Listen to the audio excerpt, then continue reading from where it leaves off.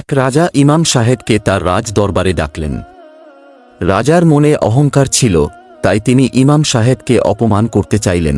রাজা ইমাম সাহেবকে বললেন, শুনেছি আপনি আল্লাহর দাস, তবে বলুন তো আপনি কি আমাকে পরাজিত করতে পারবেন?